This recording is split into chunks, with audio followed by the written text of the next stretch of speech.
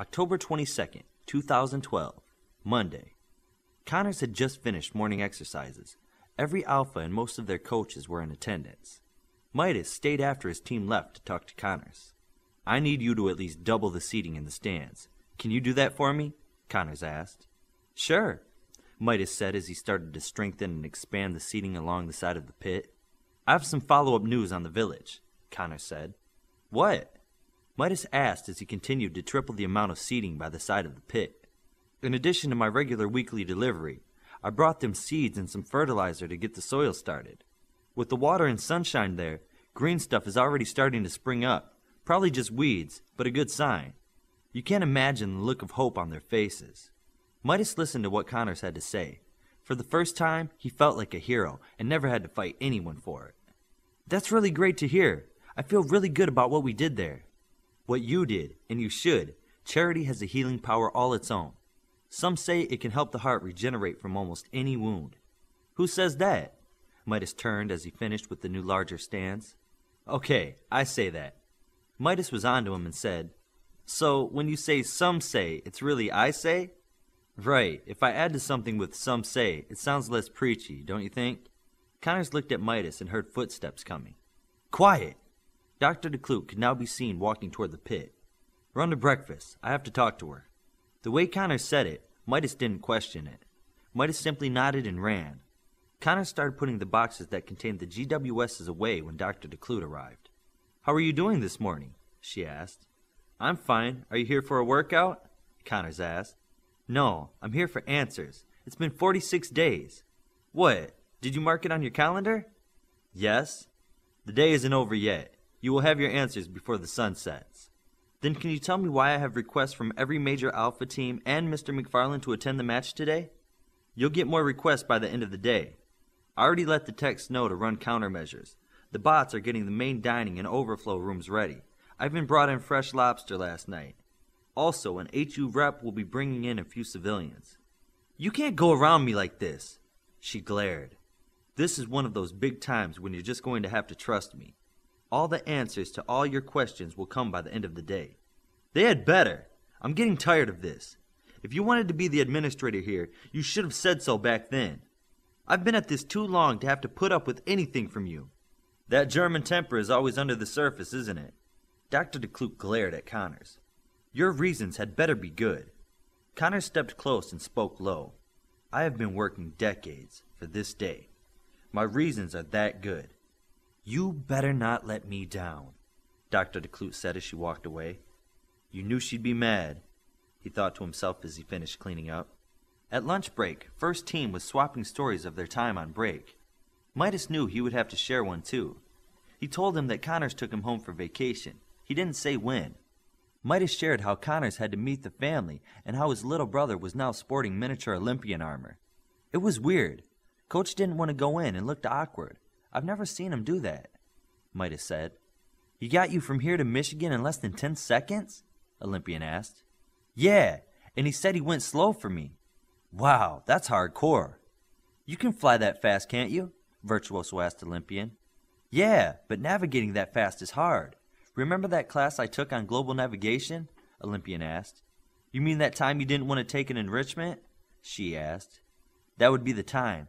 Well, it turned out to be a really good class, and navigating like that is hard." "Coach landed straight on my back porch," Midas added. "Aw, I'm jealous. I have to learn how to do that," Olympian stated. Midas went to the food carts to get some more dessert. As the day went on, he started to get a case of nerves. She followed him up as she went for something to drink. "So, did your little brother enjoy playing Olympian?" she asked. "He would not take that armor off," Midas laughed. "That sounds like fun." She was going to ask something else when Midas spoke again. "When we fought, I wore mine too. Good thing I started healing faster." "Your little brother fights with you?" "Well, we used to wrestle together, but now it's a fight. I can't believe how strong he's getting. He went for a wrist lock like this." Midas showed she how his hands were placed. "That's called a Kimura," she stated. "I didn't know the name, but I could not break his grip. I think he twisted my wrist somehow. I had to use my telekinesis to make him let go." "Did you teach him that?" "No, maybe my father did. Anyway, Dad says I was pretty strong at that age too. but I don't remember wanting to fight that much. Midas went back to his desk. The academic day had come to an end, and Connors came into the room for coach's class. Darkspeed and the others were putting their match armor on in the restrooms in the back of the classroom. Connors walked straight to the whiteboard and took the marker. He waited for them to finish and get back to their seats before starting his lesson. Today we are going over team dynamics and why each member of a team is equally important to the overall mission of protecting the public, Connors said. Darkspeed looked like something was very wrong and blurted. What about strategy for the match with second team today? Today you have a better than 90% chance of victory. I'm not setting you up for failure or anything like that. Just no strategy in class today. I don't understand. You said you had the winning strategy and you tell us in the morning. Darkspeed sounded almost frantic. Calm down. I do, and I will, just before the match. That's not as reassuring as I'd like. Tell you what, if you lose today, it will be my fault. I take full responsibility for how this match turns out. The only thing I want from the team is your word that you will do exactly as I say and nothing else. Is that a deal? Darkspeed looked around at the other alphas and tried to see the potential downside to the deal. Deal, he finally said. Good. Now back to why each member is important. Connors continued for half of coach's class with this subject. At the halfway mark, he stopped and addressed the class again. Darkspeed, at 5 minutes before the end of class, I want you to dismiss the class and take them to get harnessed. There will be no specialty class today, just the matches. Midas, you're with me, Connors said as he motioned for Midas to get out the door. What about our strategy? Darkspeed asked. You'll get it in the pit, trust me, Connors said as he exited the room with Midas. I don't get it, Olympian said. Something is definitely up, Bioforce said. I thought something was up with Midas earlier, she said. Virtuoso, what's going on? Darkspeed asked. I don't know, she answered. Then find out, Olympian said. I can't. Sure you can. Midas wouldn't mind, Darkspeed said. No, I have orders from Connors not to read Midas for 24 hours. If I disobey orders, I'll be thrown out of Alpha with a complimentary mind wipe. What? That's crazy, Olympian said. Why would he say that to you? Bioforce asked. Darkspeed stared at her and tried to think of an answer. Connors said for us to trust him. Yeah, but... Olympian tried to think of a way to say not. There's something to be said for just following orders, she finally said. She is right. Virtuoso, don't do anything Connors said not to do, Darkspeed said. Still, it wouldn't hurt to have our own plan, just in case, she said. Darkspeed was quick to take the cue and blinked on the stage. Here are some of the plans I was thinking of. Darkspeed started to draw on the white board at a furious rate. Connors had Midas harnessed before he took him out into the desert, not far from Alpha.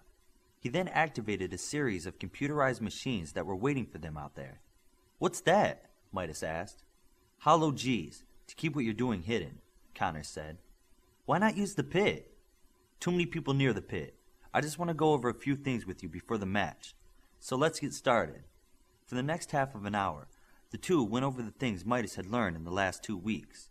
Midas had proven a quick learner, and most things were ingrained in that short time. As their time ended, Connors turned the Hollow G's off and the two started to walk back. Coach, what about caution? Midas asked Connors. Still worried about the fear thing? Yeah, it was horrible. It's simple. You need to make something more important to you than the fear. If you let something consume you like that, it will. You need to focus on something else. If you do, the Omni power will do the rest. Part of the side effect of the Omni power is it protecting your mind. If you try to push the fear aside, it will help you push it aside. If you embrace the fear and think about it, you're lost. What should I think about? I'm sure you'll think of something when the time comes, Connors said as he took the boy by the shoulders and flew closer to the pit. Darkspeed and the rest of First Team were walking up to the pit. They could not believe what was in front of them. Walking along the back of the pit and looking for seating were hundreds of Alpha-level heroes. What's going on? Darkspeed said softly. Connors invited them, Virtuoso said.